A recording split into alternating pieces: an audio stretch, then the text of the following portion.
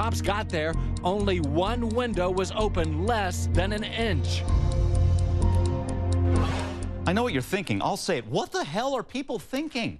Here we are, all the national attention focused on Justin Ross Harris in the case here in Georgia, whether or not he purposely left his son, little Cooper, in a car to die. And now we're hearing about all these cases of little children being left in hot cars in the hot summer months. All right, let's continue on with this. But as we showed you, people, they're not just forgetting. They're leaving kids, it would appear, on purpose. Here are some of the numbers. As you know, no one knows exactly how many times it happens, but a group called kidsandcars.org compiles annual statistics on non-traffic related deaths. And the group says just over halfway through 2014, 16 children have died of heat strokes. And you see the number there, that's really on track to match really some of the less deadly recent years. And again, it's like, what are people thinking? Well, before we move on to the case of Ross Harris again, what kind of laws are out there to make sure people do not do this? Yeah, so there's no specific law around specifically leaving a child in a car, right? It only is then murder if the child dies, or, you know, negligence or child cruelty or, you know, child endangerment, based on whatever the circumstances are. But there's no specific law that deals with the actions of a parent leaving their child in the car. And probably with all of this happening, there is going to be at some point. Yeah, okay. Unreal. Well, it is, and we're both shaking our heads here. But let's move on to this case here. Hot car death, just one of the toughest headlines I think we've ever had to deal with. Little Cooper, he's dead, 22 months old. His father, Ross Harris, charged with the murder. We're keeping you updated. Victor Blackwell joins us now, our colleague from CNN. Victor's been covering this so closely. Victor, first off, maybe we can help clarify here. We reported Leanna Harris goes to visit yesterday. I'm hearing reports it was a video conference, about a half-hour visit. Do you have any more on that, or is it still kind of fuzzy?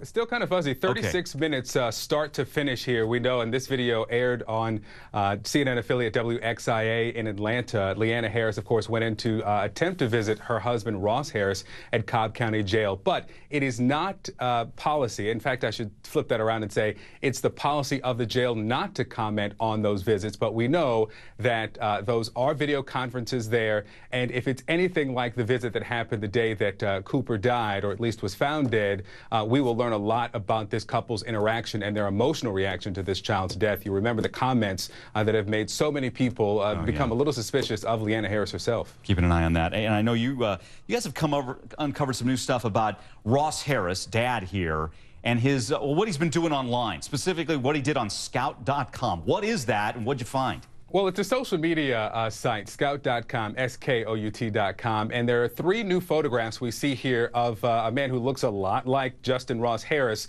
except the screen name here is RJ. You'll remember that the lead detective, Phil Stoddard, said that Harris has the second persona. We know Ross Harris to be 33 years old, except this guy, according to this page, is 27 years old. So you've got this Scout profile, a 27-year-old RJ, and there's one request that says, "Message me, I'm harmless." Wow. Real quick, Mo, so ironic to hear that, being the charges we've heard.